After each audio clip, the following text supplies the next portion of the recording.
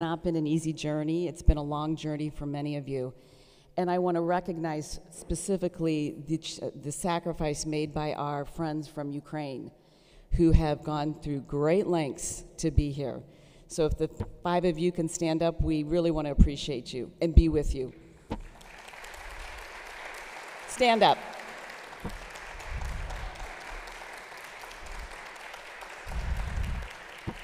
They had to travel through many countries to get here, and we're so grateful that you could make the effort. I want to start also by saying thank you to Father Shimo and Martina and the team here. Father Shimo, if you can stand for those who weren't able to be at Mass. And Martina. Many of us get to go to events and convenings around the world, and I have to tell you, this place is par excellence. I have never experienced such hospitality, and we are grateful to you for welcoming us here at John Paul II Center in a gorgeous city, in a beautiful country, and such an important place in our world, particularly for the intersection of faith and religion. So thank you for having us. You may be asking yourself, why are you here? How did you get to Sarajevo? And I want to answer that question for you. Father Shimo said something very important yesterday in Mass. He said, if we want vital churches, if we want vital parishes, we need vital youth ministry. And at Porticus, we could not agree with you more. A number of years ago, the European team decided to build a learning community, a community of practice around youth formation in the digital era. So in 2023, we issued an open call for applications. And 10 of you received grants to continue on with your work. We did another call for application this year, and 7 grants were made. So in total, there are 17 organizations. Not all were able to be present. I think 15 of the 17 are here.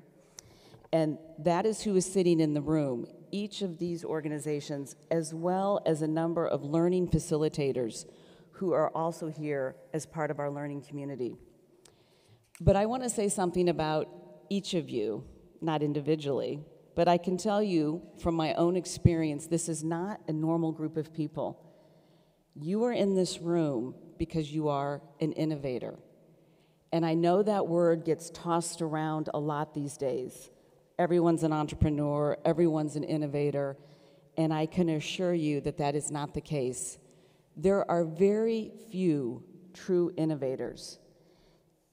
You are part of a very unique group of people who are doing something that hasn't been done before. You are making something out of nothing. You are trying to do something that has not been thought of or tried. And it's incredibly inspiring, it's incredibly challenging, and we know that. So we have 2 purposes of this convening. One is for everyone here to get to know each other personally by name and to know the organizations that you represent, but more importantly, to share your dreams, to share your ideas, to get to know what we're working on to build the mission of the church. And our second goal is to be more synodal. The Holy Father has called the Synod on Synodality, and each of us is called in our own way to be more synodal. And we hope that we can find new approaches of being more collaborative, more participatory, more inclusive, even in the work we're doing. So I'm very, very happy to see each and every one of you. I come from Nairobi, Kenya. I'm an American, but I live in Kenya. And typically we would start a meeting with everyone introducing themselves, but because of time, we're going to push that back a little bit. And I'm going to go ahead and introduce our keynote speaker. Father Lucio, do you want to come up here?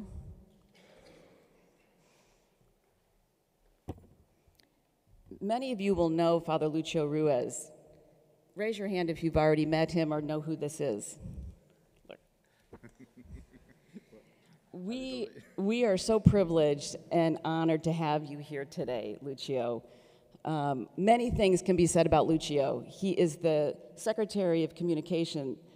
He's the Secretary of the Dicastery for Communication, and he advises Pope Francis and many people in the Vatican on many, many topics. But what's extraordinary to me about Father Lucio is that he is a visionary. This is someone, do you know what a visionary is? A visionary is someone who sees things before they happen. It's very unique. It's very, very unique to know a visionary, to meet a visionary, to work with a visionary. Lucio, you are one of those. And you saw the potential of the church to hear the voices of people in the digital world for our synod and for the mission of our church, way before anyone else saw that. And you not only saw it, you made it happen. And Father is going to talk about the digital continent and some of the work in the synod today, but I want to acknowledge his mind is visionary, but his heart is for the excluded. And that is a unique combination that we are very grateful to experience with you, and we thank you for your servant leadership for our global church. Most welcome, Father Lucio.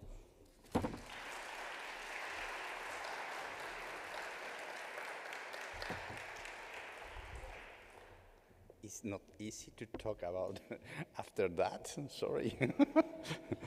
Thank you for the pressure. Sorry.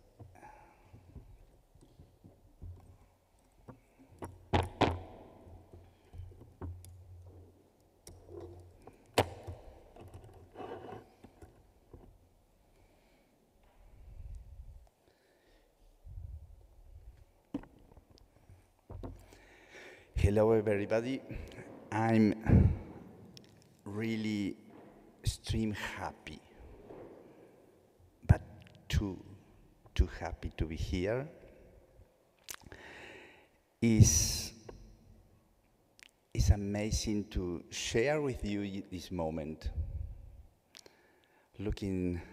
Just looking this great assembly, allow us to see how communication and creativity in our church is really alive.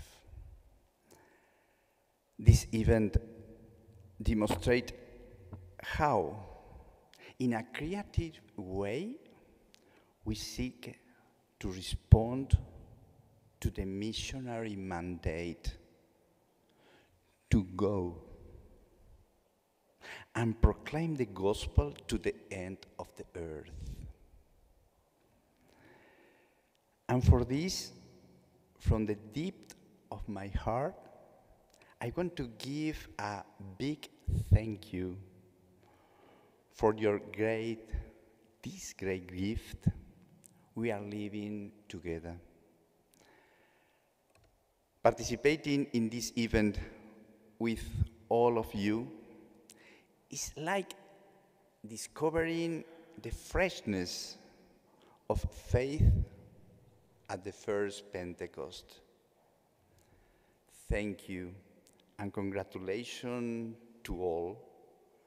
It's a great initiative. The name of this conference, Swipe, Post, Like, Youth Faith Formation in a Digital Sphere, make it clear that the apostolic mission of transmitting the faith, tradere, give, it is alive and never renew. Today, just as the early apostolic times, the message of the gospel must be incarnate in our culture, according to the language of our people, so they can understand the message and have the joy to live it. The event's title already shows the ability to engage, to be church that goes forth.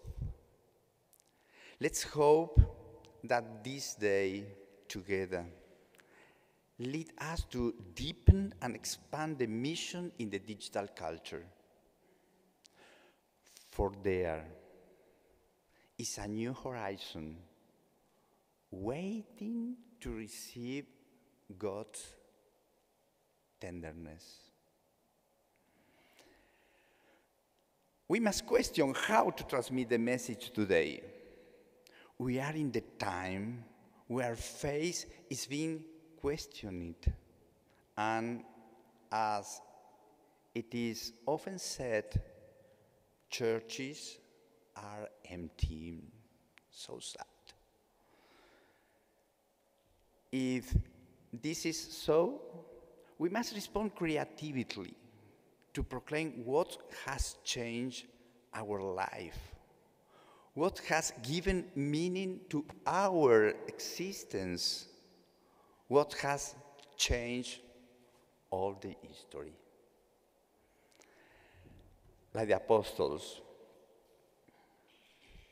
it's impossible for us not to speak about what we have seen and heard. This leads us to ask ourselves a few questions. The first one, why is it necessary to change the way we proclaim the gospel, the message?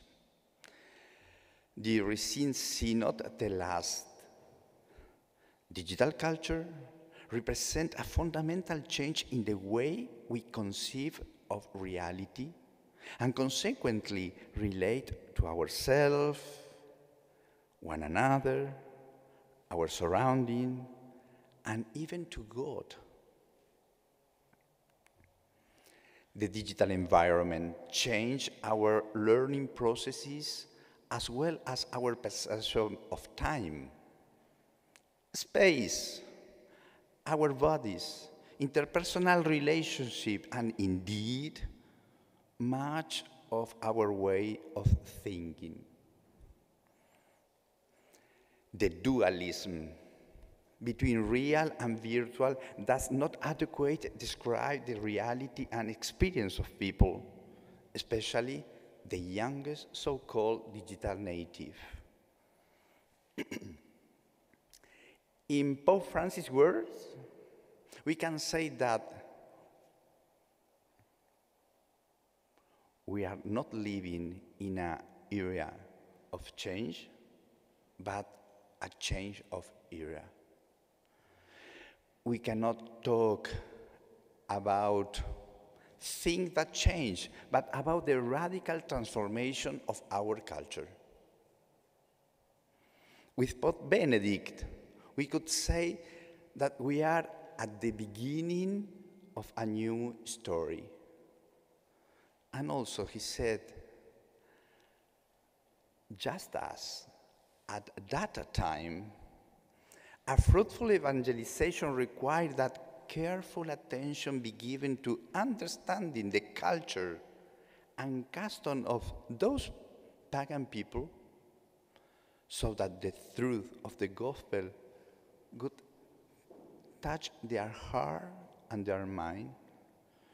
So also today, the proclamation of Christ in the world of the new technologies require a profound knowledge of this world if the technologies are to serve our mission adequately.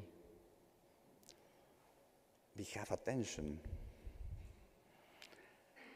The Pope affirmed, just as at that time, so also today. Is the parallelism. That time and today are the same. For the Pope, our time presents a challenge as original and great as the one faced by the apostles. Let us consider what this means and all it entails. The digital culture in which we are immersed has generated changes, not only at a technological level, but fundamentally an anthropological one. We must seriously ask ourselves if this vision which the pastor expressed in the documents has deeply penetrated the preaching of the church.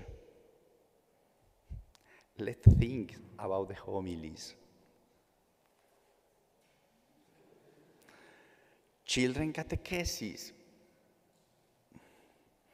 the presence in various cultural environments, and also in our own personal spaces. It is important to understand the deep and complexity of our reality, because partial, biased, or divided vision not only distance us from the real understanding, but also prevent us from acting properly. We read in Toward Full Presence, the document by the Dicastery of Communication,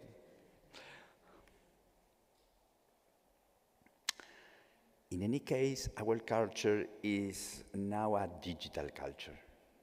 To overcome the old dichotomy between digital versus face-to-face, but on life, incorporating human and social life in the various expressions, be they in digital or physical spaces. But there is something we need to understand well. Paying attention to the social cultural context is not a matter of marketing or strategies to reach more people and to be more effective. Inculturation is a necessity of evangelization that comes from the incarnation of God. Yes, this is a very great news, because it's not a matter of efficiency or love. It's efficiency, but it's not efficiency, it's love. It's love. And why inculturating ourselves is at the very core of evangelization, because it carries the imprint of God love, who sent his Son. For this reason, we must, with all our passion, enter into the fiber of the culture to bring God into it. Thus, the incarnation is the event, the law, and the criterion for proclaiming the gospel. The hologos sarsegeneto, the word become flesh, become an intrinsic dynamic of evangelization and the key of mission. Doesn't work? No. Become an intrinsic dynamic of evangelization and the key of the mission. This implies the going incarnation of the Word in the life and story of every person, in every time and every place. This is what demands our full attention to culture, with all its capabilities and limits, making God dwell among us. Certainly, bringing faith into a new culture is a path that will involve mistake and stumbles. But let us remember the words of the Pope Francis. I prefer a church which is bruised, hurting, and dirty because it has been out of the streets, rather than a church which is unhealthy for being confined and from clinging to its own security.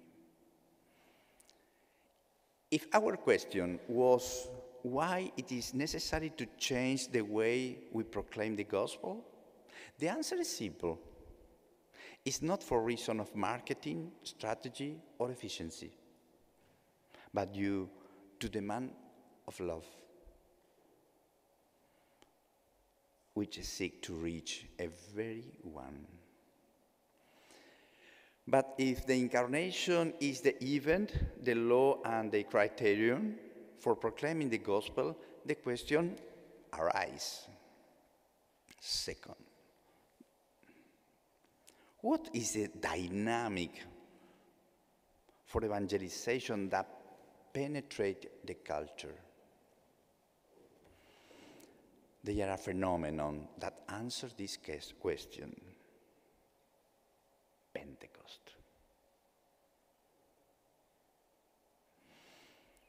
Before the arrival of the Spirit, as we read in John 20, the apostles were locked up out of fear.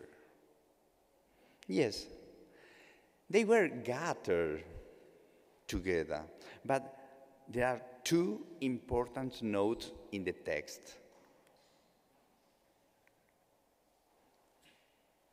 Yeah? Doesn't work? Help? Please.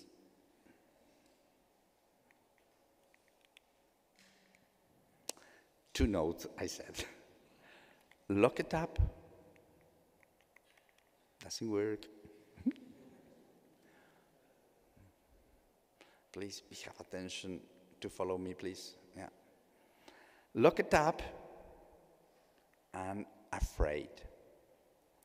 The arrival of the Spirit opened the upper room, and people, attracted by the noise, came close, and the apostle preached, and everyone heard the preaching of the kerygma. The text points out that everyone heard them speaking in their own language. Here again, we find two other important notes. They preached, and the people understood them. Fear. Please. Fear is opposed with the courage to preach. Pass. Please. Being locked up is opposed with going out.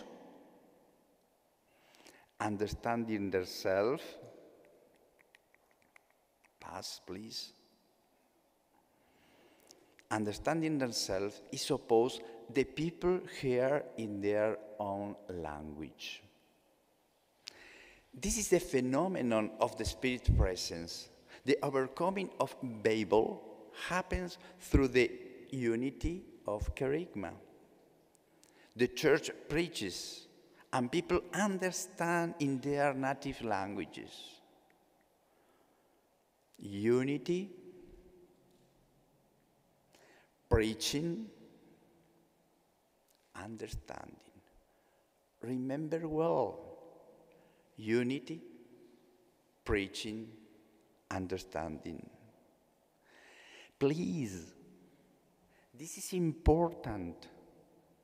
It's important to understand the two elements of Pentecost.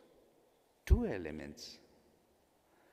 They preach, and the people understood. Preaching alone is not enough. We must be understood.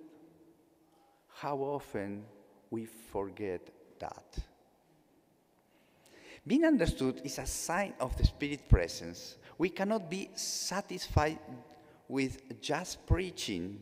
We must inculturate the preaching so that it can be understood in the language of the people. Opening doors, leaving the enclosure, overcoming fear, having the courage to announce, being understood. These are signs of the Spirit's presence. This dynamic must also intrinsically penetrate our ways of bringing Jesus into our culture. We face the same problem the apostle did before Pentecost.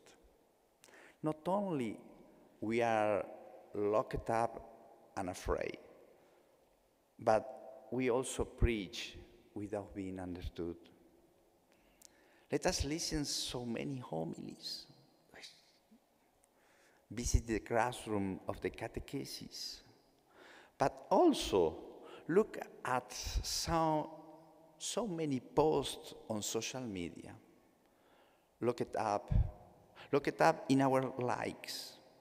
Look it up in the topics we enjoy.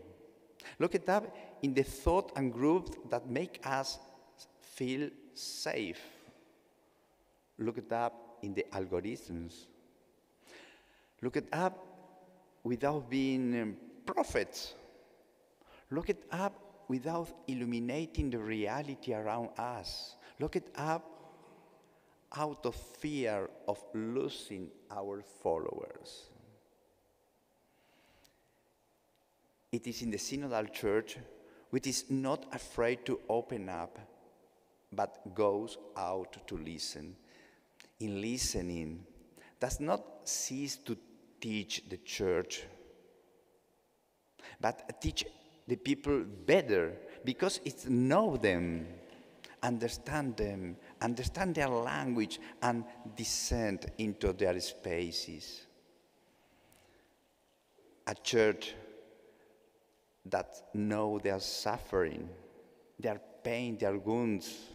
A church that bends down to lift up, to forgive, to show the Father's mercy and tenderness. The Spirit opened the door of the upper room of our heart and our mind to put us in a state of listening and to discover what He said to the churches, and that we may have the courage to discover suffering flesh of Christ, so that maybe the ones in the first person to become the Good Samaritan. See please. It's not simply a question of announcement. It is about entering into story, engaging personally to heal, to redeem, with a message that is preached and understood.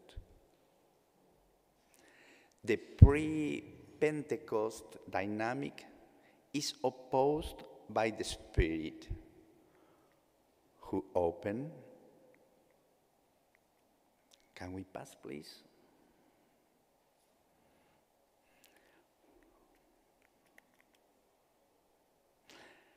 Who opens, goes out, meet, preach, prophecies, and the message is understood. It is Pope Francis' church that goes forth, the church that is not afraid to proclaim, to make its voice heard, that leave behind its confinement and securities, that get wounded and dirty because it go out to mission, but does not get sick by staying locked in its own safety. I want to show you, let me show you the trailer of the film Amen. Do you know it? Which for me is an icon of the Pope's missionary ministry in this culture.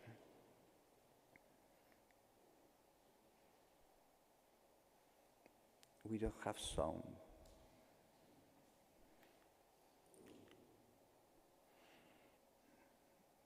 Try again.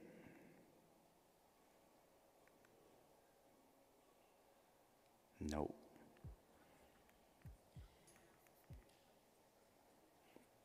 Can you verify the sound, please?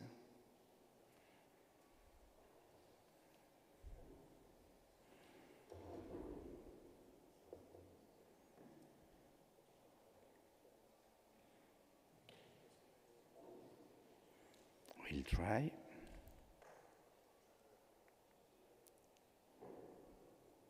No.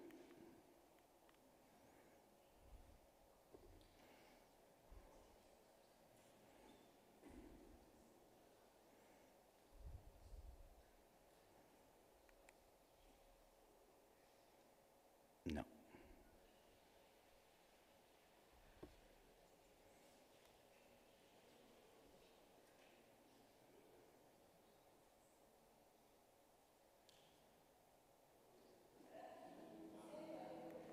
Okay. Again. Il programma era che io lavoravo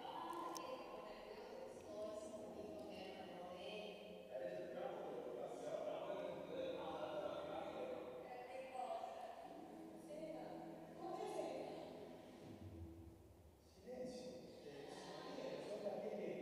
sapere come cura te. In realtà è sempre presa a partire. Si tenemos una vez que ya no hay nadie. Sí, vos fueras feminista, ¿serías mejor cristiano?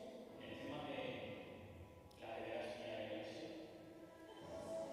Fui católica, muy creyente, ya no soy católica. Pero me da la sensación a mí, por lo que vi en tu ámbito, que la gente está decepcionada con la iglesia, no contigo. ¿A usted no le genera contradicción todo esto? La coherencia es lo que más nos cuesta a los cristianos. Quisiera preguntarle a usted mismo que si usted es feliz y si alguna vez se ha sentido solo. Existe dar punto. ¿Qué hacemos con estas mujeres nosotras en la iglesia por nosotros? Que nunca he conocido a ninguna persona convencida en abortar el aborto y decir, voy a dar una oportunidad a esa mujer. Yo aprendí mucho de la iglesia. A mí me hizo mucho bien y sacaré lo bien que me ha dicho.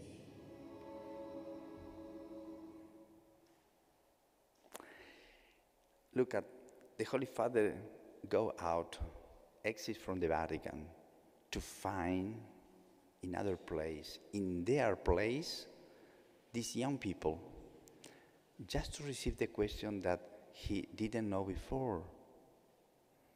Open the heart, open the mind to receive the question and to answer, to dialogue with the culture, with dialogue with the people. We must go toward our culture, our digital culture, to make Pentecost come alive today. And so, we are prompted to ask the third question. Why has the church institution still not fully recognized and embraced digital culture as a space for evangelization and mission?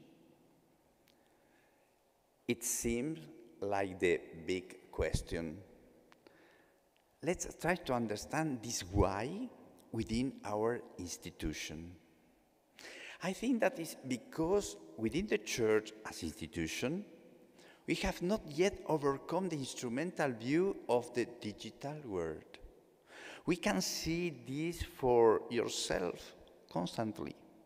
The mentality is still that of using digital tools.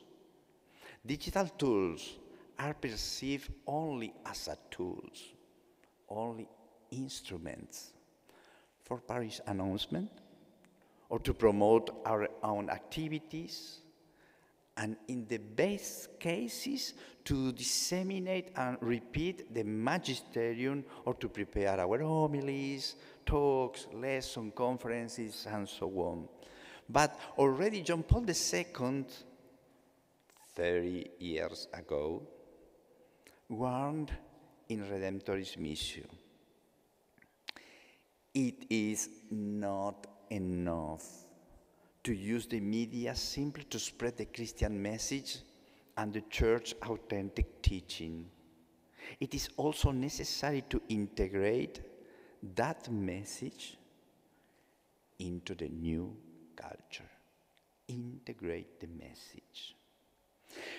More frequently, we encounter a negative, critical judgment influenced by a fear of superficiality, considering the digital world as merely a space for leisure, associating it only with recreational activities or games, or seeing it a space where time is wasted.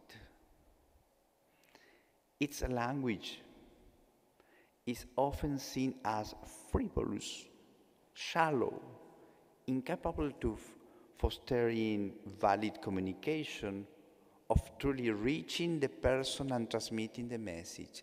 It is essential and urgent that we change our mindset with a shift in perspective.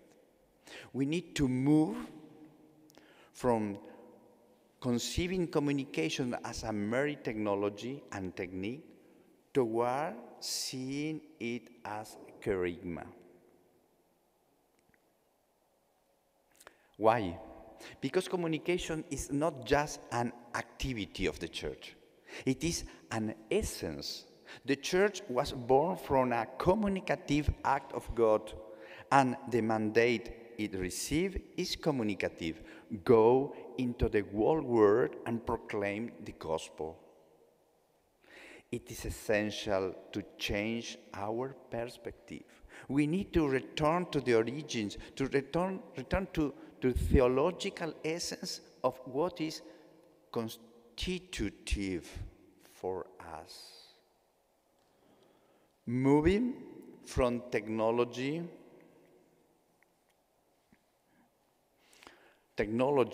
to charisma change everything, because technology is an activity, charisma is an essence. Technology is for specialists, charisma involves everyone. Technology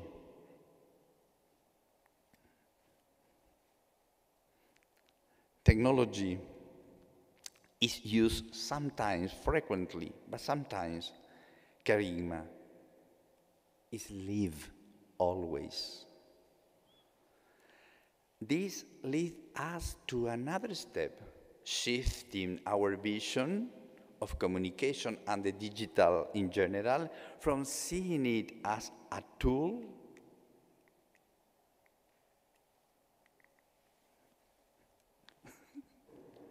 pass, please.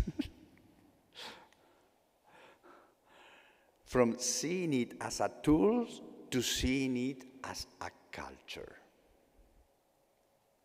It is very common to see how the church reduced its understanding and use of what comes from the digital culture to something that helps us do and improve what we were already doing.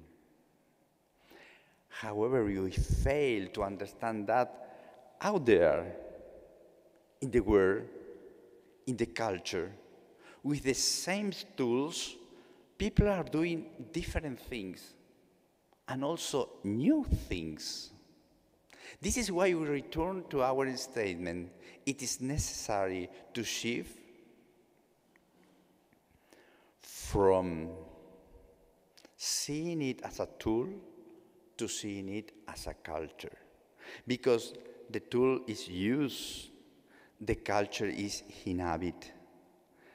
The tools serve ourselves.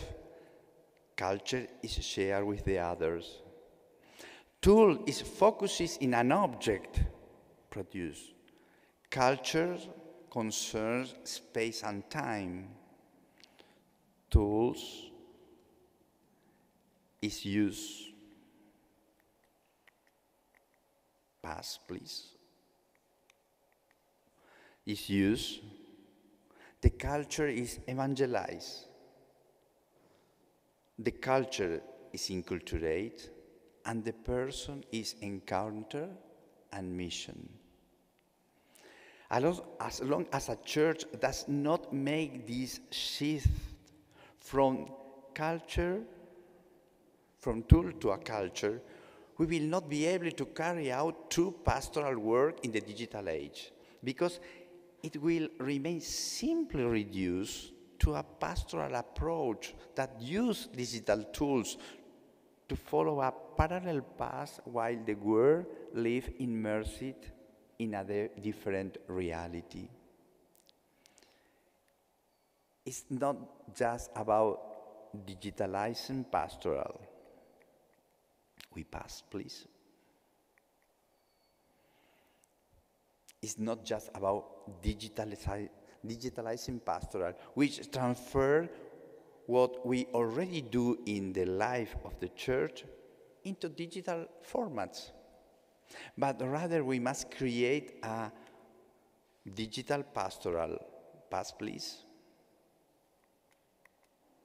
Digital pastoral, meaning announcing the message in the language, time frames, dynamics, narrative, and form of this culture, so that today men and women can understand the message and love it and live it. It is about discovering, understanding, and embracing the digital culture. It's not a world of technology, but rather the new space where we are live. It is a new locus theologicus, where today's men and women are found. But why I am telling you all of this? Because you are a digital generation. Because you must help the institutional church to discover the digital culture as a new place, a meeting space to overcome its instrumental use, to go out and seek those who are distant, those who suffer, those in need, those who are searching, those who have questions. Please show them, us, the church, what it means to carry out the mission in the digital spaces. Show us what it means to be a Samaritan on the digital spaces. And our last question: what is the way forward for a digital pastoral, a digital mission? That's digital mission. Discovering a new space to live, mission, and evangelize. If the culture is new, and this culture must be inhabit, then the culture must be missionized. The Synod tells us in the missionary chapter on the digital sphere, chapter 17, missionaries have always gone with Christ to new frontiers, while the Holy Spirit pushed and preceded them. It is up to us. It is up to us to reach today's culture in all spaces where people seek meaning, and love, including spaces they enter through their cell phone and tablets. It's really important, this text. is really important instead. And also continue, we cannot evangelize digital culture without first understanding it. This places the issues of the digital culture for the first time in the history of the church. Look at, understand it. No. This places the issues of the digital culture within the path of the church's great ongoing mission. The digital mission now is in the story of the mission of the church. Do you understand what's happening in the church right now? For the church today, according to the Synod, the digital realm is not longer just a tool, but a space that must be missioned. And if it's a mission, then it becomes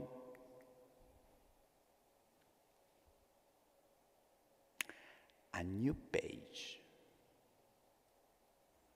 in the missionary story of the church. Can you realize this new step of the church? We are writing a new page in the mission story of the church.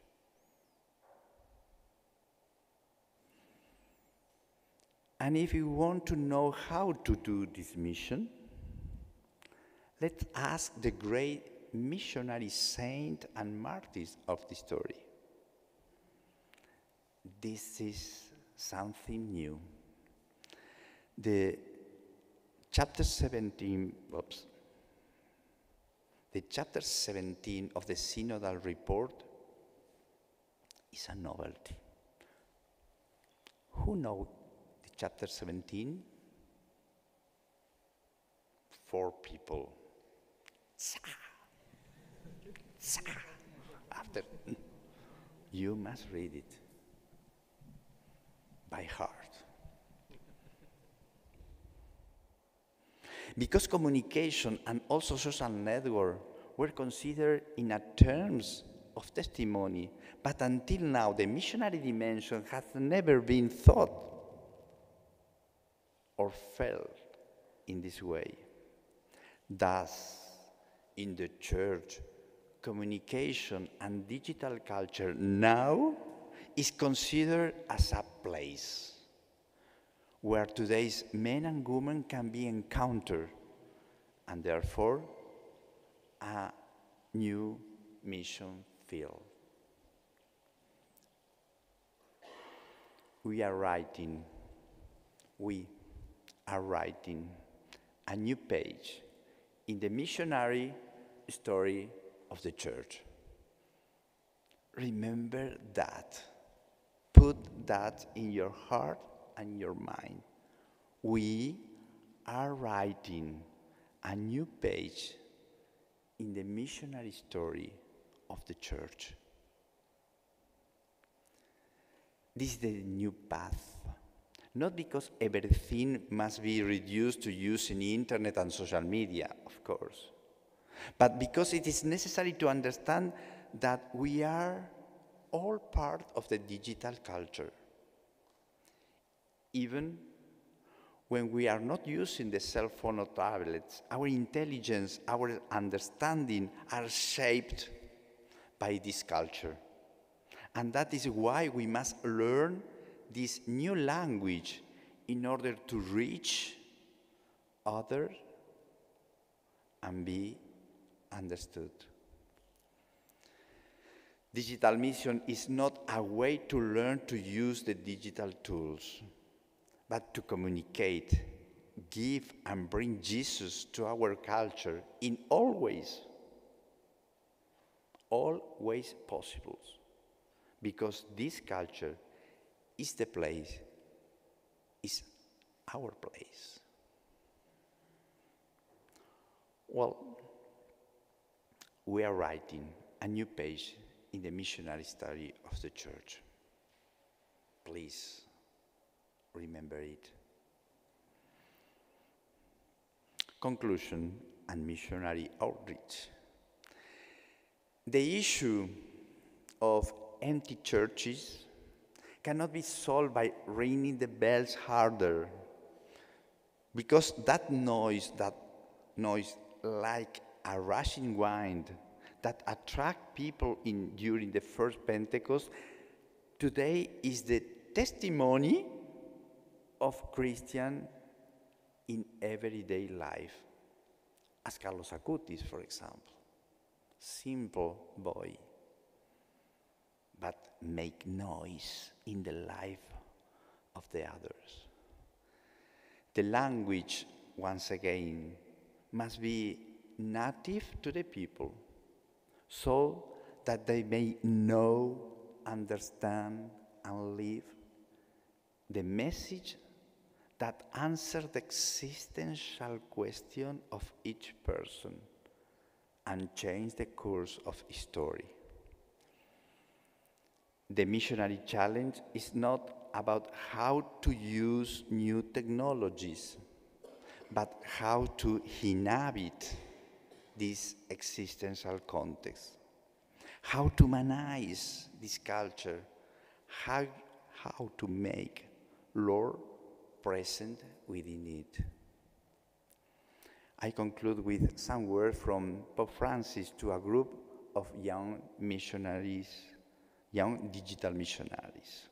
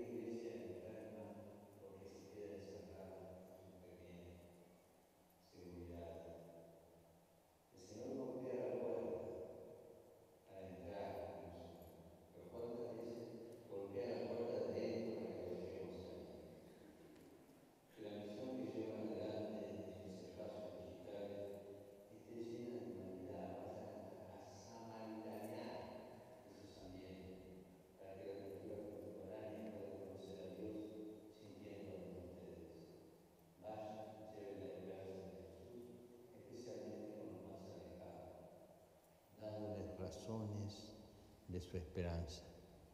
Que las palabras vayan acompañadas de la caridad y que la virtualidad fortalezca la presencialidad para que la red genere comunión que haga presente a Jesús en su cultura.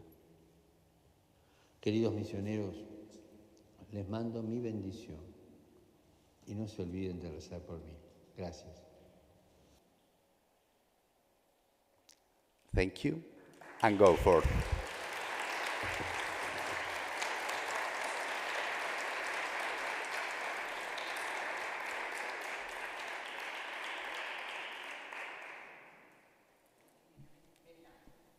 Yeah, use it. Is it on? Father Lucio, thank you. Extremely compelling remarks, particularly for everyone in this room. Father has another short input on the digital synod, but I think it's an appropriate time to take a minute and create some space for questions and dialogue about what we've just heard. So I think there's a microphone on every table. If anyone has a question, please raise your hand and I'll try to call on you in some semblance of order. Or just a comment to make. Yes, please.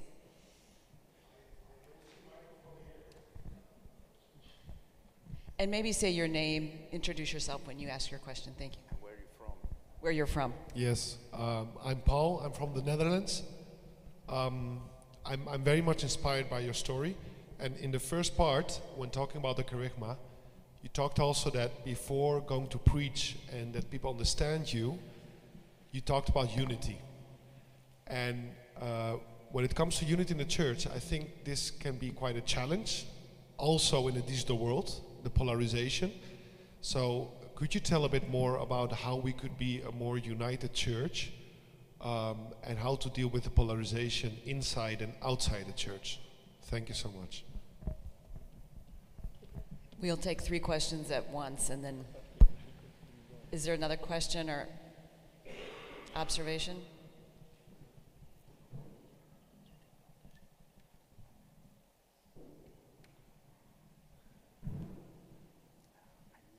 The Dutch are going to get us.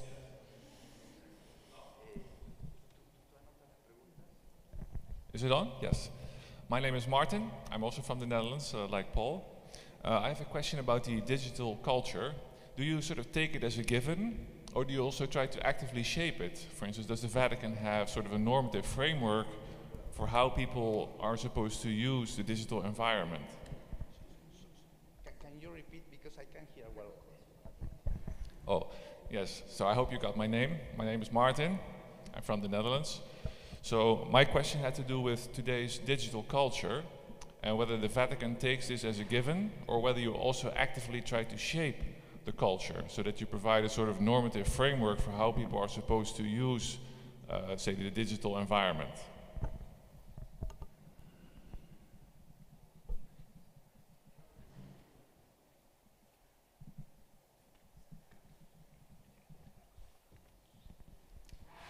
We have 2 interesting questions. The first one about the division, that is a really terrible question. It's a good question, but the terrible problem, because, well, the first thing is that the division, is a problem not of the digital spaces, but is the heart of the human person and a theological problem into the church that is reflected also in the digital spaces and could be bigger because the possibility in the digital spaces always have bigger, more possibility to spread the message. But the question is theological, because always in the church we have Peter or Paul. I'm from Peter, I'm from Paul. The division. The division is inside of the human reality after the sin. Well, we need to understand theologically the problem, because it's very used to listen that the people talking freely about the digital spaces, that is a problem of the influencers or the people that has the account into the network that divide the church. Not. I'm sorry, not. That is not a problem of the digital spaces, but it's a problem of the sin in the heart of the human person. That is really important to understand, the first thing. The second one is, yes, in the network, in the digital spaces, we have many problems and people that are very power, defending some ideas. Wow, that is a problem. Because the doctrine, the really doctrine that we have is love of God, and Jesus in the sacerdotal prayer said, Father, that may be one as you and me are one, and they must be one in order to the world can believe that you send me. Listen, the unity of the church valid the reality of Jesus that is sent by the Father. This is a problem of the Trinity. When you defend some doctrine, which one, that is not the unity and the love and the mercy of God, you have a problem with the Trinity, the Holy Trinity. Because Jesus needs our unity to confirm that the Holy Father, the Father sent him. That is the Bible. Well, I always, when talk with the young influencers, digital missionaries, and so on, I said, listen, be careful, because defending the doctrine, which one? That is not the unity, that is not the mercy, that is not the love of the Father, could be a problem if you break the unity on the church. The unity on the church is really necessary, and we need to preserve the unity in the church, because this is a question of the Holy Trinity, okay? But the root of that, the base of that, is the sin of the heart. It's not a problem of the digital age, okay? That is important for me. Could be bigger, but it's not the origin. The second is if we have some framework to realize the digital mission. We are the framework. And you must work harder to help us as a Holy See to produce.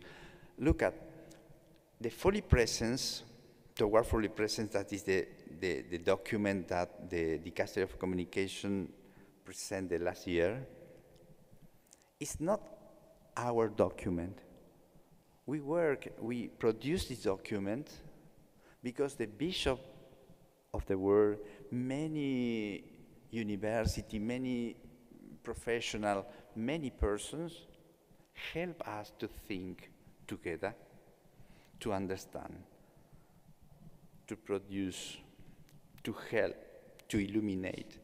In fact, it's a pastoral reflection. Is not a document as the normal document of the church. It's a pastoral reflection because we need to reflect always together. As you ask, we need to produce helps to create, but we are in the first page of this mission. That is important. I need that you can understand this sentence. We are in the first page of the new story of the mission of the church. Because we are the actors. We are discovering. That is difficult. We can roam in this way. But anyway, it's our time. It's our time. And you must realize your role in this path. You must realize your role. Well, if you need something, first do it. Okay?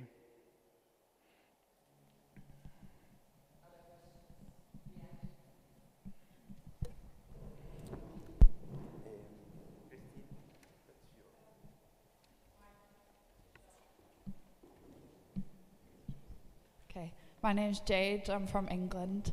I was just wondering about what you would say about sort of the limits that the church maybe puts on just by virtue of it being a sacramental church. So obviously that can't be digitalized. So what maybe the tension is there between doing things online and doing things in person. I know we'll probably talk about that later, but yeah, just that's something we've come up against maybe with priests especially, to really invest in the digital world when we do want people in churches as well.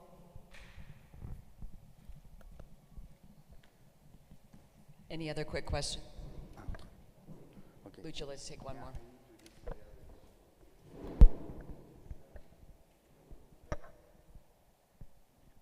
Hi, my name is Joe, and I was thinking that I totally agree that sometimes the digital world resembles our world, so the way of behavior it's the same. But I think that in the digital world there are at least two things that make it a very specific place to be. One thing is the fact that everything is happening at the same time and in the same place, even if they are happening in very different things. And the other thing is the role of the algorithms in the digital life. My question is, how can we, because sometimes I feel like we don't give it the importance that it have as church. So how can we prepared to deal with these actors in our mission within the digital world? Was there one more question on this side? Sorry. My name is Metro, and I have a question about Ukrainian context, because many people are choosing to avoid any kind of social networks because there's a lot of or hate speech or debates or some grief about someone who died on a war. And therefore many of those who can say something really good and nice and encouraging social network usually avoid to be in that space. And my question is, what recommendations would you give to me, to our team, how to encourage to those priests and Christians who can say good things, to say it in social network, but not to avoid different kinds of social media? Thank you.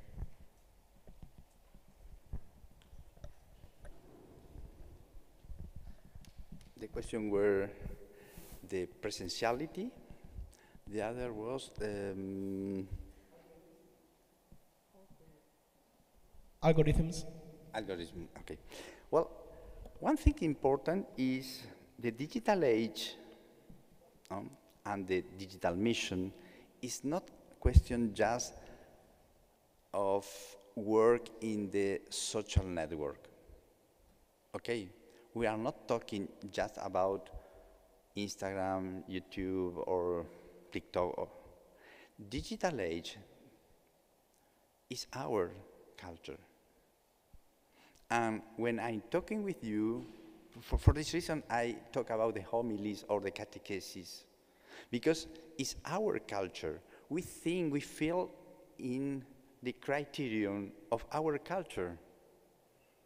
All time we are living in the digital culture, because we use that to many, many things, not just to a post in the social network.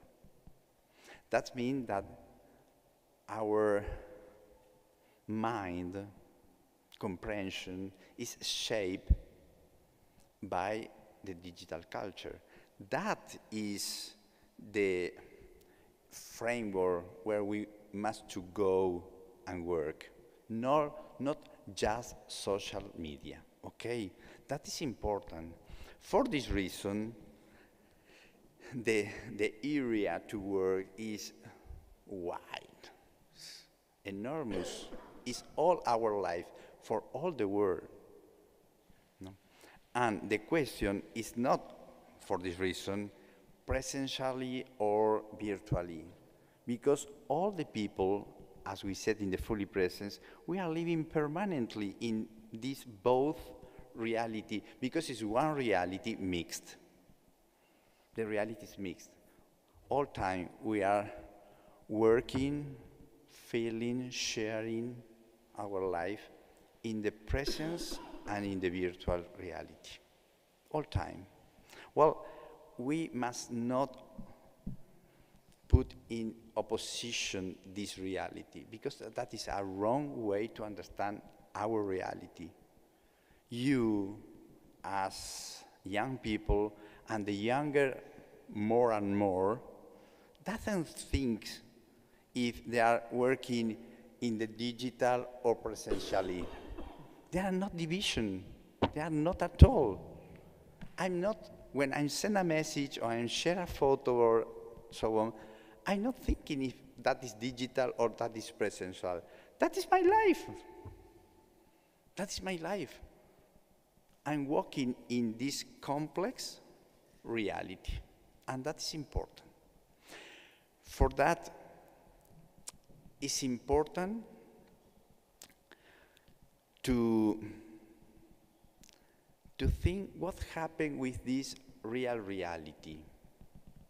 Because when the people put in opposition these two realities, is because normally we said the real reality is rich the virtual reality is poor, it's just the screen, it's just, and that is a problem. Because the real reality not always is so rich as we talk. I love to talk with the parents, no, or the educators to say, are you sure that the real reality is so rich? Do you have the time for your children? Do you have the courage, a hook, time to play, time to share? Do you have in your family all time this tenderness that is so rich that can be opposed directly with the virtuality? Many people need to go to the virtuality or the network because no one in the real world has time to share. And we discovered that in the process of this digital synod. When we asked to the young people into the network, because we went to the network to ask why you are not into the church, the answers, thousands and thousands of answers, were because no one in the church has time to listen us. That is so sad, but it's a reality. Go to the church right now and see if there's someone that can listen you, share you the time, answer your question. For this reason, it's important to understand the reality, all the reality. Because to act well, to have a good path, we need to be realist and understand the reality, because we need to change, yes, not to put all in the social network and the virtuality, but we must enrich the real reality. Because that is the way in order to make a good, not only evangelization, but a humanize our culture. We are studying with a friend that is a doctor, medicine, studying a comparison with in the process of the endorphins, no? How to produce the social network of endorphins and how to produce the charis. One charis. The tenderness. How endorphin produce one and the other. Because in the real world, we don't have the charis. And that is important. Well, don't pose in opposition this reality, virtual and real, because it doesn't exist. Also for the church, we work here to answer, to accompany, to help the people that need and don't have the courage to come to the church. But we need a church that has the time in order to receive the people when, after go in the network, want to come to the church and talk with someone. That is a question of the presentiality. The presence is in both because both make our reality today.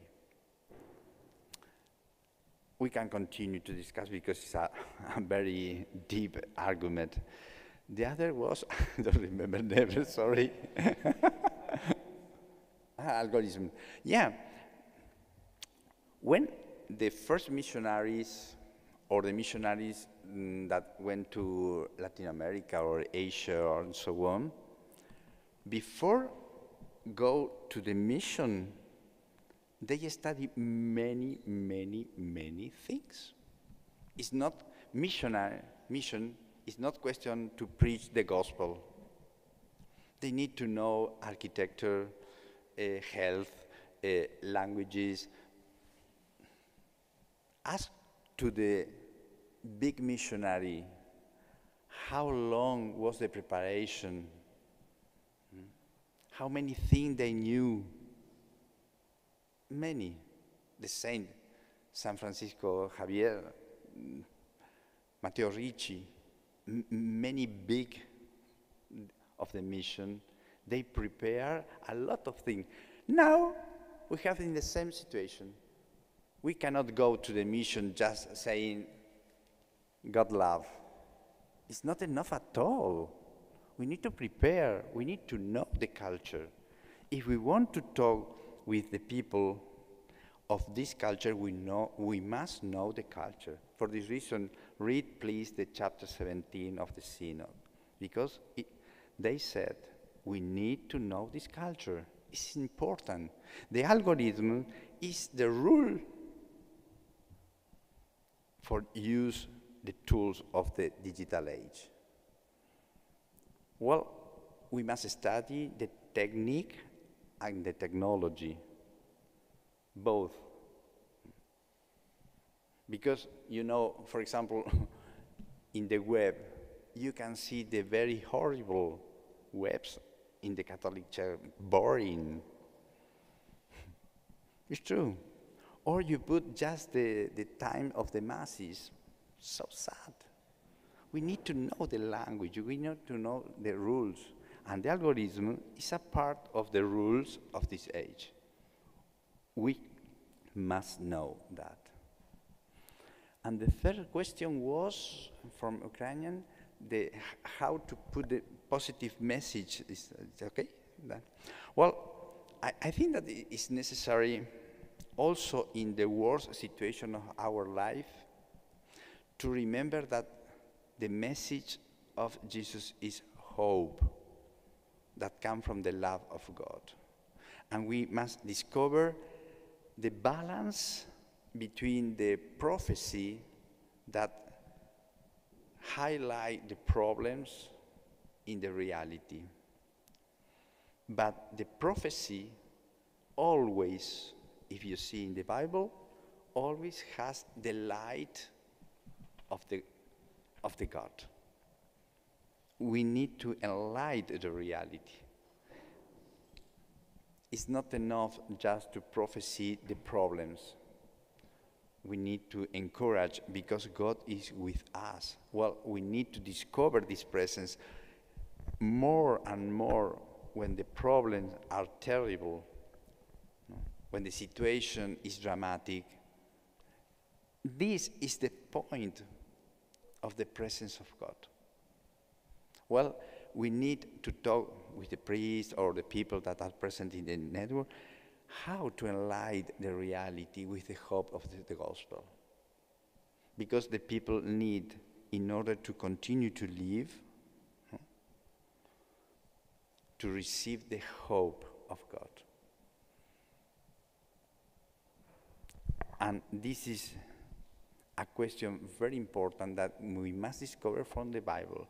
Read the prophecy of the big prophet that announced very bad time, conversion, but always stay the hope of God. Something new are creating. Because that is the presence of the Holy Spirit in the person. We must discover how to do it, but we must do it.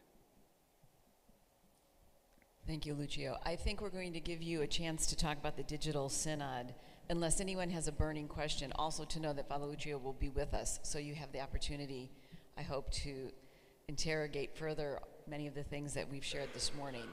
So, Father, you have about 25 minutes if you would like to talk about the digital synod. Okay. We can put the other PowerPoint, please.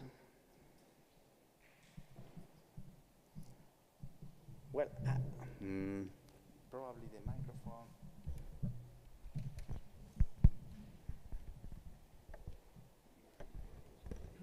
Well, I want to take a few minutes to tell you a story, and that is your story, no? Although you may not know.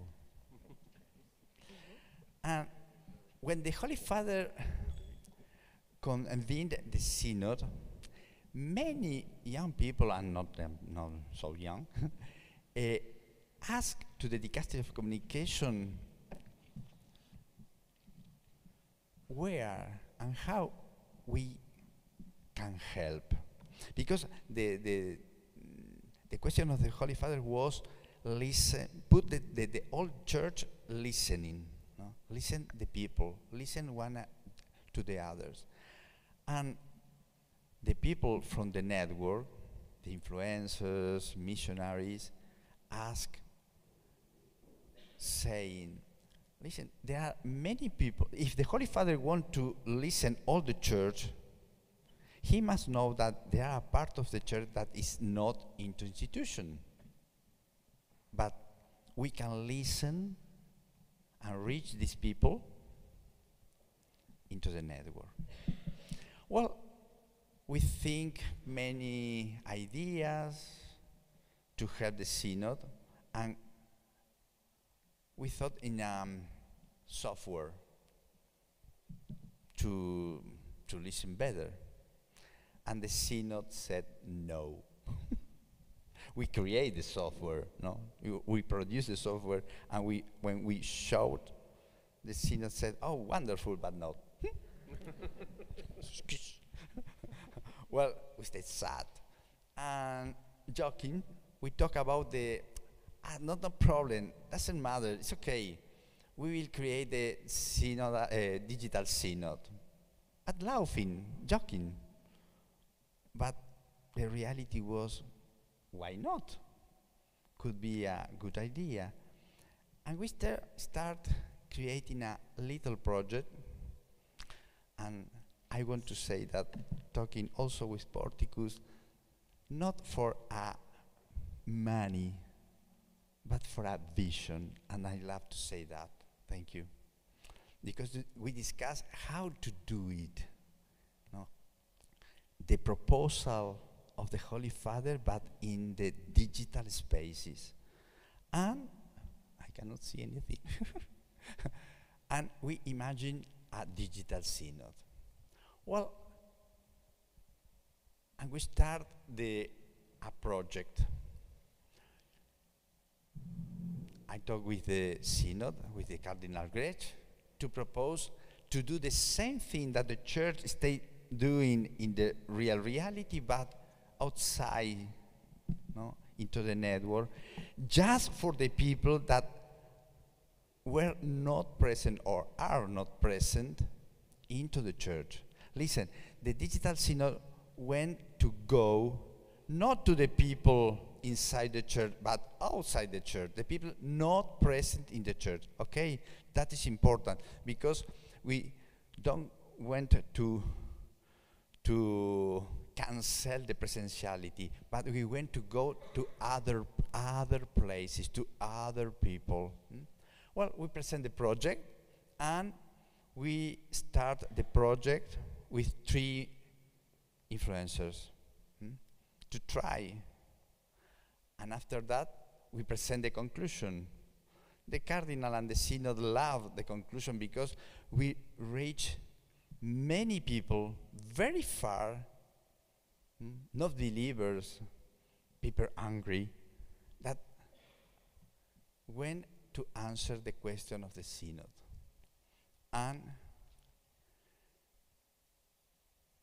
they said, after the conclusion, please go and do it. We have just 2 months to do it, but we reach a lot of people. And in this moment, we need to have a name for the project, and was the church is listening to you. And we need to have a logo. And we use the best use, because we had at this time 2 years and a half ago, we had many design, and we used this one, the church is listening to you. That was the best one. And we had the problem of the name. influencers, missionaries, content producers, evangelizators, many names, and we said, doesn't matter. It's not a problem of the name. It's a problem of the mission and the work. Do it and you call yourself as you want. But work. Okay. And formally, we stayed in the first phase. Just 2 months, and we, from the 3 initial influencers, we arrived to have 244. Now it are 1,000, because it's a question of network, relationship, friendship, no? And this time, 244. Pass, please. Okay, oops. That were as me. Okay. We make a mandate, no?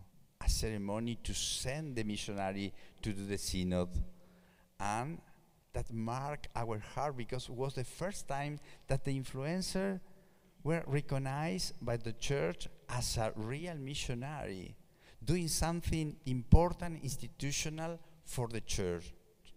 And many of them cry because they felt that the church stay opening the eyes to recognize the mission into the digital spaces.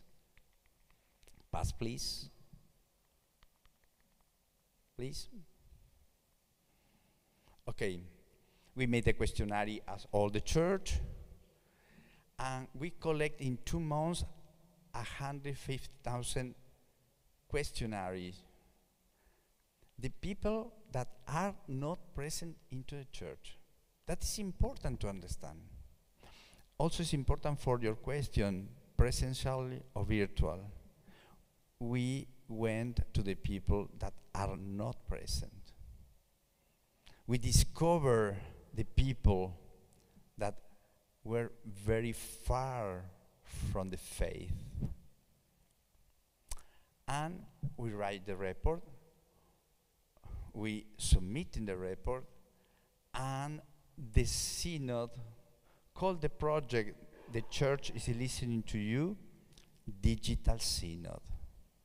That was amazing for us because it was a little project just to continue the activity of the synod, and the synod recognized the value of the project, of the activity, not the project. The project is not important at all. It's not something important as the project. It's your activity. It's the activity of the missionary, the influencers, that work into the network, reaching the people, staying, okay, boring? That recognize the activity as a valid activity as the church. And they call Digital Synod officially in the documents. And we pray. We had many activities during the synod to accompany, to meet the people, to stay together, to discover us, to share our experience, prayers, encounters, many things. And what we saw during this time, a long history on social network of the mission, of the love of many young people. Listen, there are people that are working into the network since 10 years, 15 years. Long time history of love. And the missionary felt that are not just influencers as conceived by the word, but really missionary people that want to share the faith and listen the problem, help the people, stay, accompany the people. Amazing. Also, we saw a great love for the mission. People really love and want to do something for the others. And they felt their own reality as the good shepherd. because they went to preach with tenderness in order to be followed, not as the influencer, but with the tenderness of God that talk to the person. We saw also many people in the network that stay following the Catholic influencer in order, because they suffer a lot and need someone to help them. And also a need to be listened and to receive the question and answer the questions. And something particular, when we ask the question, you are not believer, okay, why do you follow a Catholic influencer? Because it's very, very particular. I remember when I met the Holy Father, because we received 150,000 answers. The 30% of the answer came from people not believers. Okay, that is a lot of people, no? A tier, no? 30% not believer. When I said to the Holy Father, imagine a stadium football, very big, many people. A 30% of the stadium doesn't love the football. The match is just starting. What is the question? And he said, what are they doing there? Normal. I said, Holy Father, that is our question in the Digital Synod. If you are not believer, what are you doing following a Catholic influencer? And the question is trust. The trust relationship with the person that preach. And that is important. You are important for the word. Your mission, your action, your word, your witness is important for the other. That is amazing. 30% of the questionnaires came from the not believers. I want to share with you, that was the first prayer around the world with the missionary in the St. Peter's Square.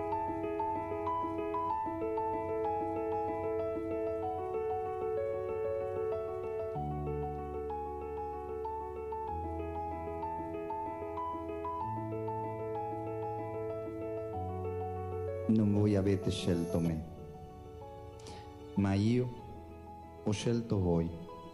Ante todo, quiero daros las gracias por formar parte de la misión de la Iglesia, por ser Iglesia que evangeliza. El reto es nada menos que ser evangelio vivo. Cristo llena el corazón y cambia la vida. Está vivo. Nuestro Señor está vivo. Dialoga con nosotros, nos invita a acompañarlo. Por eso el mundo digital debe estar incorporado a Cristo. ¿Sabéis qué es lo que nos une? El amor. El amor. Yo os envío, dice Jesús. Yo os envío. Nosotros, cada uno de nosotros, somos la respuesta de Dios. Evangelizar en Él y desde el mundo digital. Este es vuestro hermoso reto. Transmitir a Cristo en el mundo digital. Dejaos impulsar por el Espíritu Santo y sentid siempre nuestro respaldo y nuestro apoyo. Adelante, adelante. E questa è la nostra offerta del nostro cuore, della nostra missione. Acoge su intercesión por nosotros. Mira sobre todo a los pobres y a quienes Él amó y ayudó. Non possiamo sotterrare i doni dell'era digitale. Per questo non possiamo comportarci come l'uomo che sotterra i talenti. Dobbiamo, al contrario, metterli a frutto.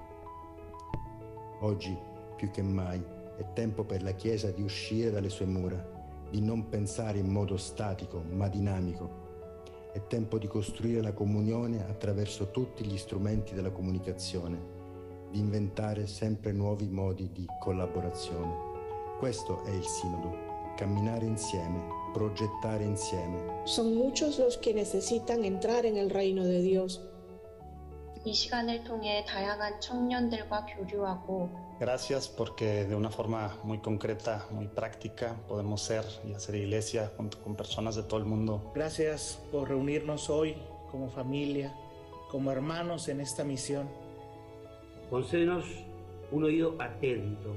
And that your church may be united around you.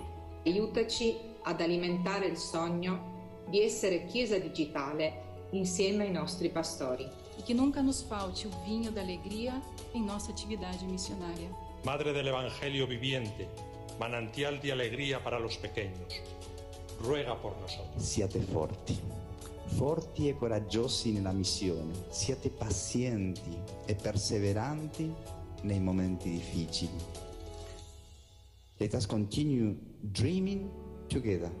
Vayan a anunciar al Señor, vayan hasta los confines de la tierra.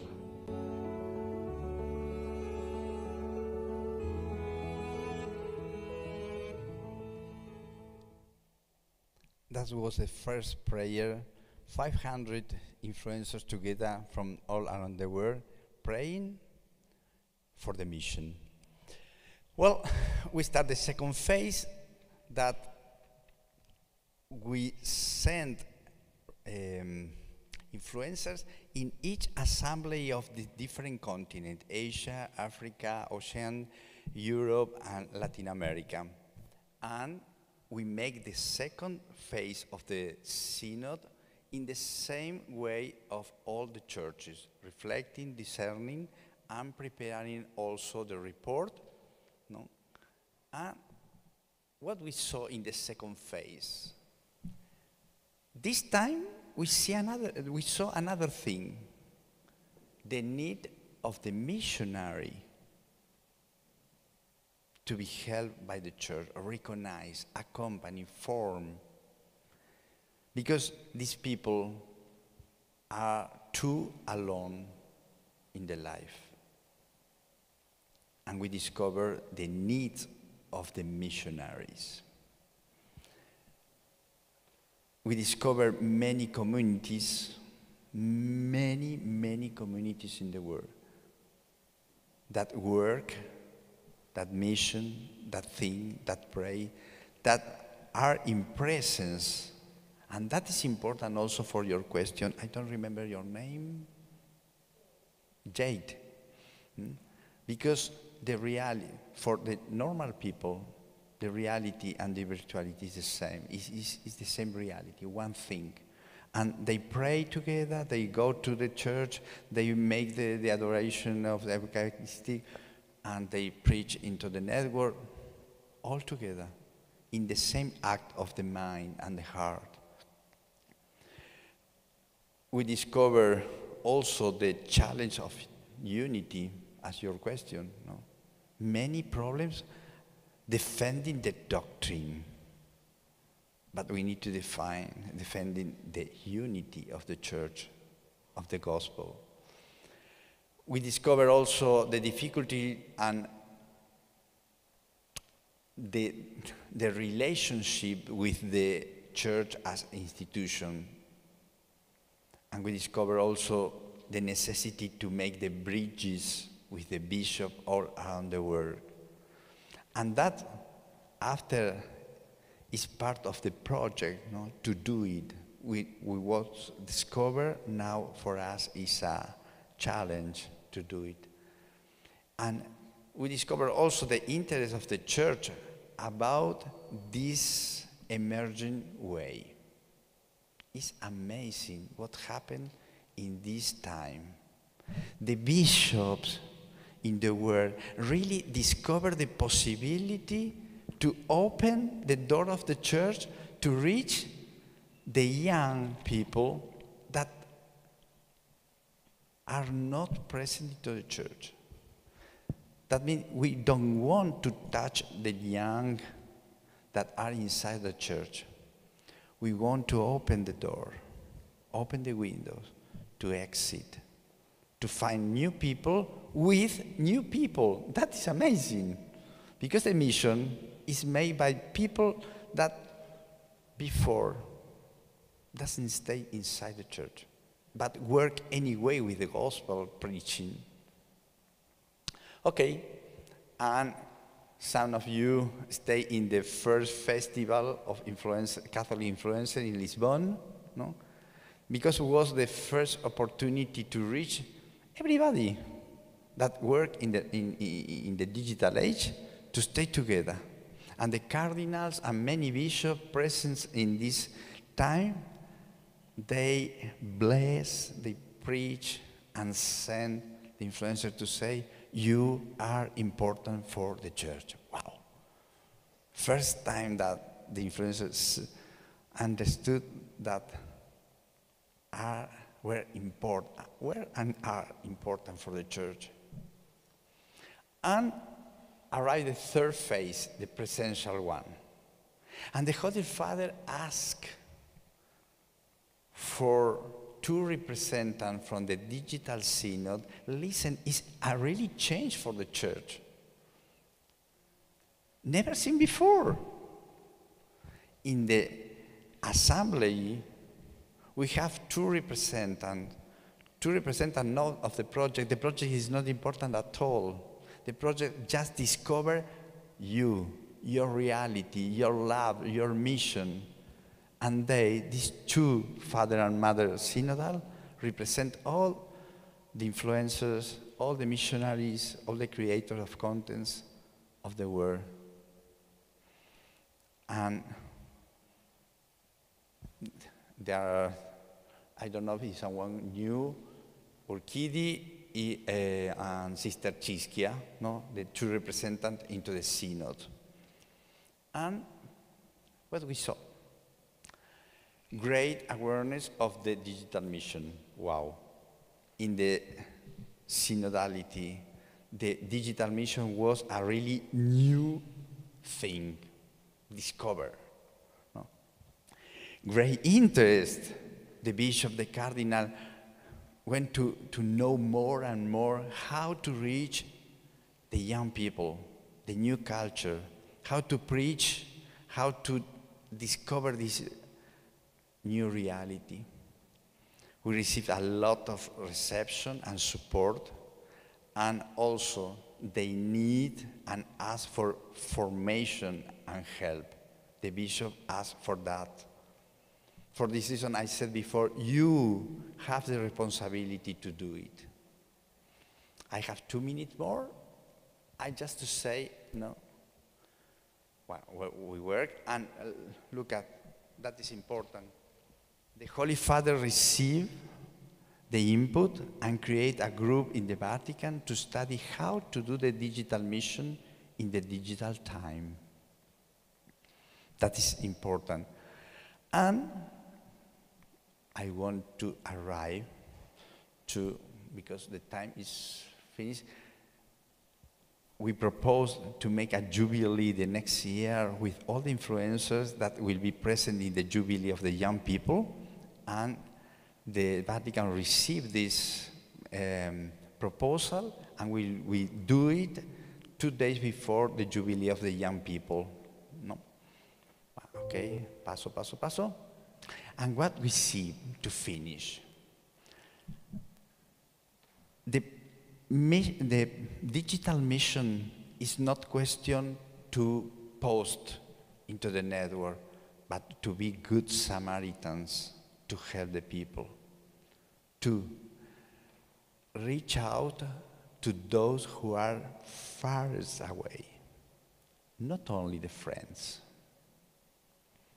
3, move toward in person, not only virtual. That means make the union from between virtual and real. And the last one is for everyone, everyone, everyone, and not only for the people that put the like. Finally, the church listening to you is nothing, okay? It's just an awake project for the church.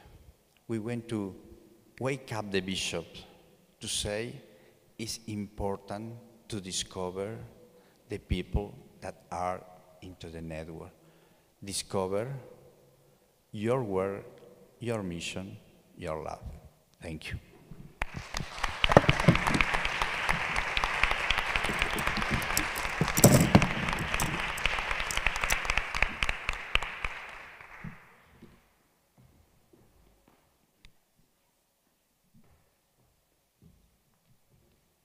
Thank you very much, Father Lucio. It was a pleasure. I think there's a lot of things to consider and to still discuss and speak about during the coffee break, which starts now. We have 15 minutes. And I ask you to remain in this room. Coffee is there in the back. I would also like to remind you to please register for the meals that we're going to have in outside restaurants, as well as registering for the leisure time outings we're going to have tomorrow. You have the options of 3 things: interreligious tour, War Childhood Museum, or a gallery. And I would please ask you to find Martina and her colleagues and check with them whether you've signed up, and make sure so that we have a good organization. Another brief announcement. We will be following after the coffee break, as you can see, with our first exchange. And this exchange will be a synodal listening exercise. And you will find on the back of your cards small colorful dots. And those dots signify which group you are in. So I would ask you to please find the table with this color, sit there after the break, introduce yourself to the group and the people you'll see there, and then we'll continue with our program at 11. Thank you very much.